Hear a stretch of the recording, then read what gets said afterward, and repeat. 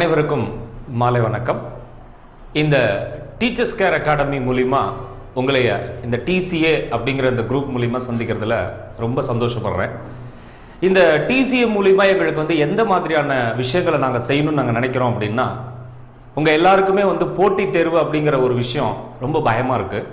அந்த போட்டித் தேர்வுக்கு உண்டான பயம் உங்களுக்கு தேவையே இல்லைங்க. ஏன் அப்படின்னா டிசிஏ அப்படிங்கிறதே உங்களை கேர் பண்ணுறதுக்காக தான் டீச்சர்ஸ் கேர் அகாடமி. இந்த டீச்சர்ஸ் கேர் அகாடமியில் நீங்கள் இப்போ உங்களுக்கு தெரியும், உங்களுக்கு தேவையான எல்லா விதமான பாடத்திட்டங்களுக்கும் உங்களுக்கு நல்ல முறையில் வகுப்புகள் கொடுத்துட்ருக்கோம். இது எங்களுடைய 2ஆம் கட்ட நடவடிக்கை. எங்களுடைய குழு என்ன மாதிரியான குழுவெல்லாம் சேர்ந்து கொண்டிருக்கு அப்படின்னா, நிறைய விதமான நல்ல விஷயங்களுக்கு உங்களுக்கு சொல்லி கொடுத்துட்ருக்காங்க. குறிப்பாக இன்னைக்கு நான் இந்த வகுப்பில் உங்களுக்கு பார்த்தீங்க அப்படின்னா, இந்த டீச்சர்ஸ் ரெக்ரூட்மெண்ட் போர்டில் மூலிமா நடத்தக்கூடிய கம்ப்யூட்டர் சயின்ஸ் சப்ஜெக்டில் நம்ம மெயினாக பார்த்துட்டு இருக்கக்கூடிய பிஸ்னஸ் கம்ப்யூட்டிங் அப்படிங்கிற சப்ஜெக்டை தான் நம்ம இங்கே பார்க்க போகிறோம். உங்களுக்கு அது தெரியும்னு நினைக்கிறேன்.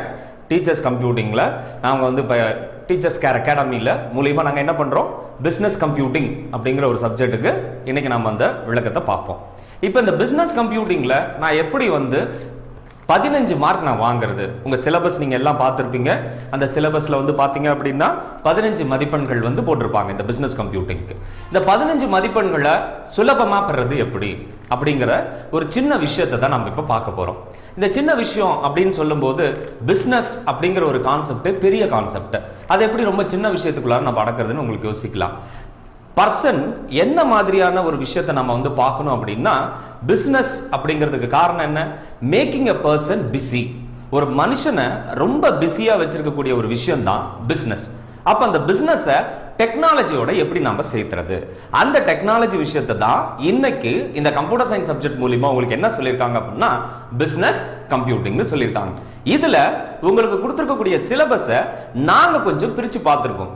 ஏற்கனவே நிறைய பேர் சொல்லியிருக்கலாம், 15 மார்க் வாங்குறதுக்கு இந்த மாதிரியான ஒரு விஷயங்களை பண்ணா நல்லா இருக்கும், அந்த மாதிரியான ஒரு விஷயங்கள்லாம் இந்த மாதிரி அந்த மாதிரிங்கிறத நான் எதை சொல்றேன் அப்படின்னா, இந்த பாட புத்தகங்களை படிச்சா உங்களுக்கு சரியா இருக்கும், இந்த மாதிரியான ஒரு போட்டித் தேர்வுக்கு உண்டான புத்தகங்கள் எல்லாம் வாங்கி நீங்க படிச்சீங்கன்னா ரொம்ப நல்லா இருக்கும். அதையே நாங்க கொஞ்சம் மாத்தி என்ன சொல்றோம் அப்படின்னா, அந்த 15 மதிப்பெண்களை நாங்க பிரிச்சு எழுதியிருக்கிறோம். அதுதான் இந்த முதல் கட்டமா நம்ம பார்க்க போறது. அந்த முதல் கட்டத்துல பாத்தீங்க அப்படின்னா 15 மதிப்பெண்கள்ல 3 மதிப்பெண்கள் நான் எப்படி சுலபமா பெறது, அந்த 3 மதிப்பெண்களுக்கு நான் என்ன செய்யணும் அப்படிங்கிறது தான் இப்போ நம்ம ஃபர்ஸ்ட் பார்க்க போறது. இந்த பிசினஸ் கம்ப்யூட்டிங்ல ஃபர்ஸ்ட் டாபிக் நீங்க சிலபஸ் தெரிஞ்சிருக்கும் உங்களுக்கு. அந்த சிலபஸ்ல பாத்தீங்க அப்படின்னா இன்டகிரேஷன். இன்டகிரேஷன் அப்படின்னா என்ன அப்படின்னா, காம்பினேஷன் ஆர் கம்பைனிங்.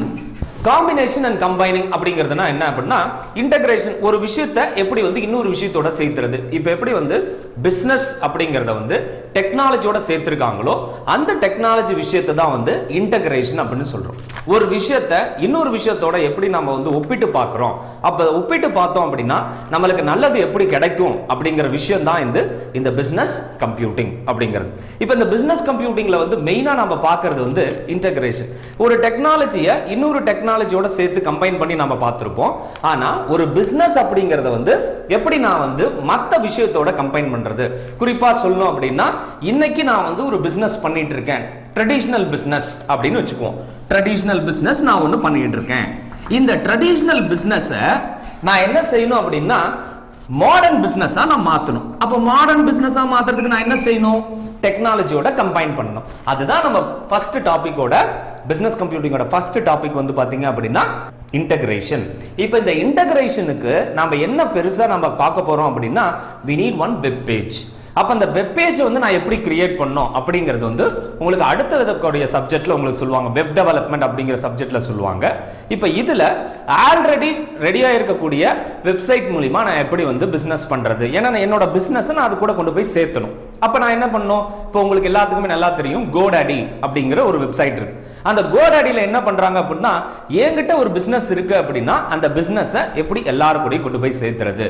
ஆனா அதுலயும் முக்கியமா பாத்தீங்க அப்படின்னா, இன்னைக்கு நம்மளுக்கு எல்லாத்துக்குமே ரொம்ப தெரிஞ்ச விஷயம் வாட்ஸ்அப், ஃபேஸ்புக், ட்விட்டர், இதெல்லாம் பாத்தீங்க அப்படின்னா சோசியல் மீடியா. அந்த சோசியல் மீடியா மூலமா நம்ம இப்ப என்ன பண்ணிட்டு இருக்கோம் அப்படின்னா பிசினஸ் பண்ணிட்டு இருக்கோம். அப்ப அந்த சோசியல் மீடியா மூலமா நான் பண்ணக்கூடியது என்ன அப்படின்னா, one type of integration of my business activity with other technology. ஒரு சோசியல் மீடியாக்குள்ளார இருக்கக்கூடிய ஒரு மாயையை நாம என்ன பண்றோம் அப்படின்னா, நம்மளோட விஷயத்துக்காக நாம யூஸ் பண்ணிக்கிறோம். அப்படி யூஸ் பண்ணிக்கக்கூடிய ஒரு விஷயம் தான் வந்து பாத்தீங்க அப்படின்னா அந்த ஃபேஸ்புக், ட்விட்டர் எல்லாமே. இப்ப நம்மளுக்கு வந்து என்ன பண்றாங்க அப்படின்னா, நம்ம கிட்ட இந்த சிலபஸ் மூலியமா நம்மளுக்கு என்ன கிடைக்குது அப்படின்னா, மெயினா டோட்டலா வந்து பாத்தீங்க அப்படின்னா இன்டகிரேஷன். இந்த இன்டகிரேஷனை நான் எப்படி பண்றது? அப்ப எனக்கு வந்து ஒரு திரை வேணும், அதுதான் வந்து இன்டர்ஃபேஸ். கம்ப்யூட்டர் சயின்ஸ்ல நாம சொல்றது என்ன அப்படின்னா ஐ கான்செப்ட் அப்படின்னு சொல்லுவோம். அந்த ஐ கான்செப்ட்ல ஃபர்ஸ்ட் ஐ நம்ம பார்த்துட்டோம், அதுதான் வந்து இன்டகிரேஷன். இப்போ இதை பார்க்கிறதுக்கு வந்து எனக்கு ஒரு திரை வேணும் அப்படிங்கும் போது பார்க்கறதா வந்து அது என்னதுன்னா இன்டர்ஃபேஸ். அப்ப இதுதான் வந்து அந்த ஐ கான்செப்ட். அப்ப இன்டர்ஃபேஸ்னா என்னது? அந்த வார்த்தையிலே இருக்கு இன்டர்ஃபேஸ். ஏதோ ஒரு தொடர்பு மூலமா நான் என்ன பண்றேன் அப்படின்னா ஒரு விஷயத்தை நான் பார்க்கிறேன். அப்ப இந்த இன்டர்ஃபேஸ் அப்படிங்கிறது வந்து என்ன பண்ணா, நீங்க நார்மலா பார்க்கக்கூடிய ஒரு பிரவுசர்ல போயிட்டு கூகுள் சர்ச் என்ஜின்ல போயிட்டு உங்களுக்கு தேவையான ஒரு விஷயத்தை நீங்க பார்க்கறீங்க. அப்ப அந்த தேவையான விஷயங்களை பார்க்கும்போது அந்த தேவையான விஷயங்கள் எல்லாத்தையுமே நீங்க பார்க்க போறது இல்ல, உங்களுக்கு என்ன விஷயங்கள் வேணுமோ.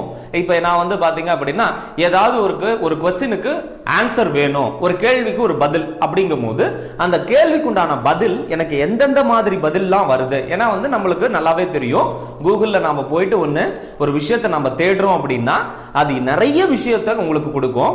அதுல இருந்து உங்களுக்கு தேவையான ஒரு விஷயத்தை நம்ம எடுத்துக்கிறோம். இப்போ ஒரு விஷயம் எடுத்தோம் அப்படின்னா அது வந்து ஒரு தகவல்.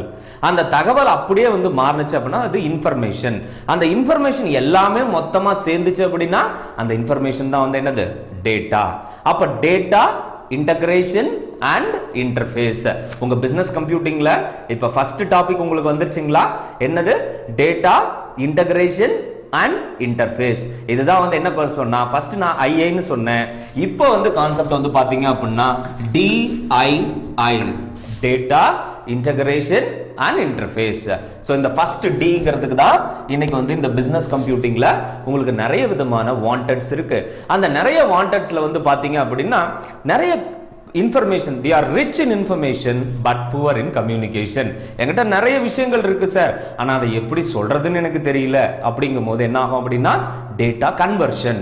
நாம என்ன பண்ணணும், நமக்கிட்ட இருக்கக்கூடிய விஷயத்தை வந்து மாத்தி இன்னொருத்தர் விஷயத்தை கொடுக்கணும். அப்போ எல்லா விதமான, சார் நான் ஒரு 20 புக் படிக்கிறேன் சார், அந்த 20 புக்ல இருந்து பாத்தீங்க அப்படின்னா 21வது நாள் அந்த 20 புக்கையும் சொல்ல முடியுமானா யாராலையுமே முடியாதுங்க.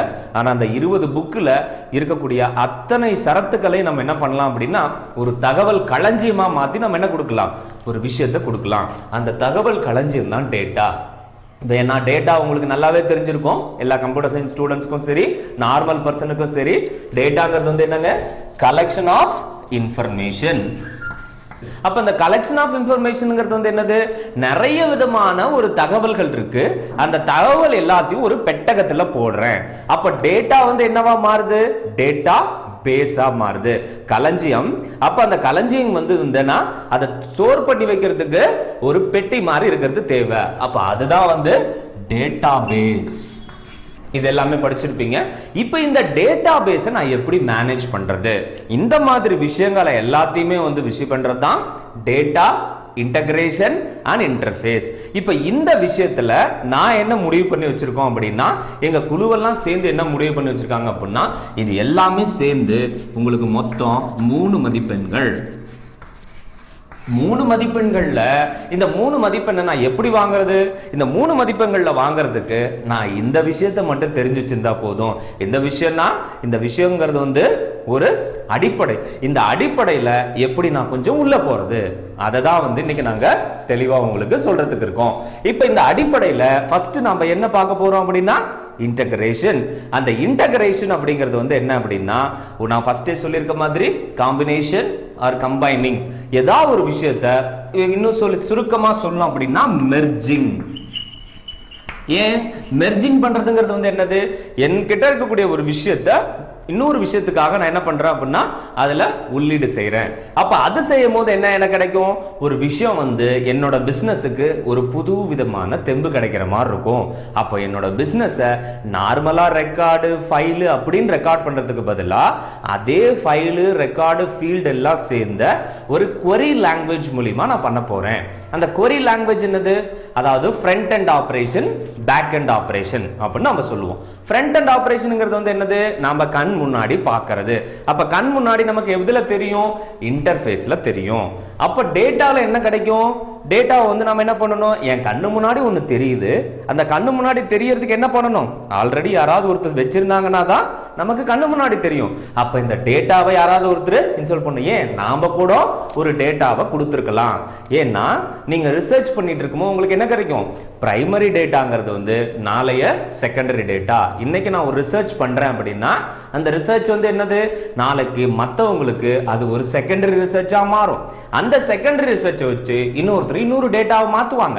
அப்ப அந்த டேட்டாவை தான் நம்ம என்ன சொல்றோம் அப்படின்னா ஸ்டோரிங் டேட்டா. அப்ப அந்த ஸ்டோர்டு டேட்டாவை நம்ம என்ன பண்றோம், மெயினா வந்து எந்த இடத்துல போய் ஸ்டோர் பண்ணி வைக்கிறோம். we need one base, ஒரு அடிப்படை தேவைப்படுகிறது, ஒரு பெட்டகம் தேவைப்படுகிறது. அதுதான் வந்து டேட்டாபேஸ் மேனேஜ்மெண்ட்.